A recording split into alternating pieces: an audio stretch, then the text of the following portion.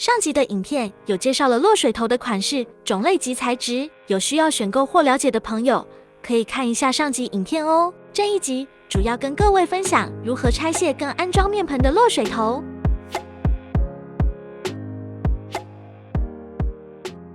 我们现在就来拆卸一下这个落水头，这是一个拉杆式的落水头，等一下会连这个劈管一起拆卸。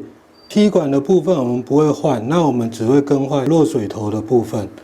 所谓拉杆式的落水头，就是这边有没有杆子已经被我拆掉了。换水龙头的时候，已经把水龙头上面通下来有一根管子，就可以控制落水头的打开跟关闭这样子。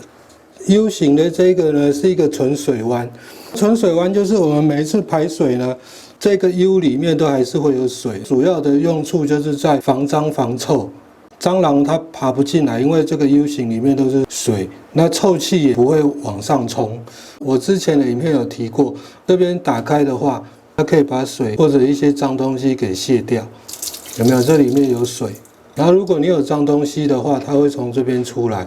要把这个拆掉的话就很简单，这边两个把它松开，它就可以这样子拔下来。我们要拆这个拉杆式的这种落水头的话，要先拆这边，把这根拉杆拿出来。拿出来之后呢，上面的落水头才可以拿得起来。拿给各位看一下，塞子我已经拿起来，这边有个洞，这根杆子就穿过这个洞，然后上下呢就可以控制这个落水头的上下这样。安装的时候呢也是一样，你要先把落水头插到那个洞里面，下面的铁棍对准这一个洞穿过去。再来呢，我们就可以把这一个拉杆式落水头独有的这一节把它旋转下来，这个就是刚刚拉杆穿过去的那个洞。旋转下来之后，这边有一个六角的环，那我们就要用扳手把它转下来。破紧环拆下来就是长这样子，六边形的。再来会有一个塑胶垫片，它有可能会跟橡皮比较密合了，那我们可以用这个1字起子稍微把它弄一下，这样就有一个塑胶垫片。再来就是这个橡皮，橡皮如果是不要的话，直接把它扯烂就可以。拆下来这个橡皮环，这个其实往上推漏水头就可以拿下来。下面呢都拆完之后，上面这个漏水头这样就可以拿起来。等一下我们这边呢会稍微清理一下，上面下面都清理干净。我们想要换那个按压式的落水头，这边呢就是记得要有一块黑色的橡皮，落水头从这个洞放进去。提醒一下，下面这一节是可以卷下来的，下面这一节跟上面这一节在衔接的地方也可以加一些止泻胶带。万一如果你的长度需要裁剪的话，就可以把下面那一节拆下来。落水头从上面装好之后，下面的话就是要先放这一块橡皮垫，凸出来的向上。我是已经有弄了一些止泻胶带上去，慢慢的把它推上去。在橡皮垫上面使用止泻胶带，主要是让这个橡皮垫跟这个脸盆的接触的地方能够更密合。因为有的时候脸盆呢，它有可能有毛边，这样子的话，它能够更密合。橡皮垫之后呢，我们就要用这个塑胶垫。塑胶垫之后呢，我们要使用这个像螺帽的东西，把那个橡皮垫给破紧。锁到手没办法锁的时候，我们就需要用到工具。锁的时候，这个整根落水头会跟着旋转的话，我们可以像这样子使用一支起子，旁边不是有溢水孔吗？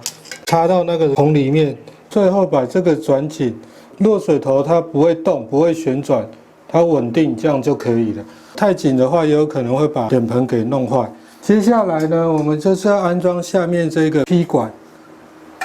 这边有一块这个橡皮是塞在这个洞里面，防止水倒流出来的，这个叫做阿屁股。先把这个橡皮垫插进那个管子，如果要密合度比较好的话，我们也是可以在外面缠一些止泻胶带。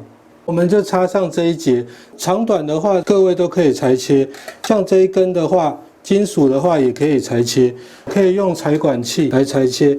这根管子呢，跟墙壁呢要垂直的。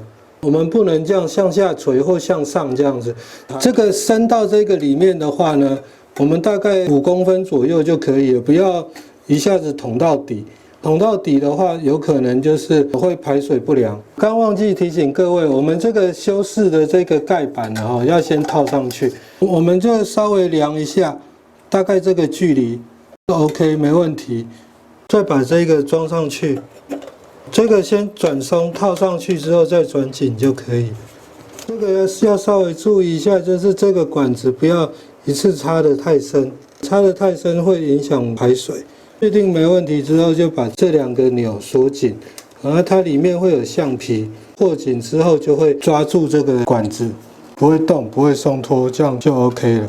这一个修饰盖，我们就把它推到墙壁，最后测试一下洗脸台蓄水，然后再放水，看看这边会不会漏水出来，或者是这个地方有没有漏水出来，或者是所有接点，如果都没漏水，这样就完成了。今天我们的影片就跟各位分享到这边，那喜欢我的影片记得帮我按个赞，然后分享我的影片哦。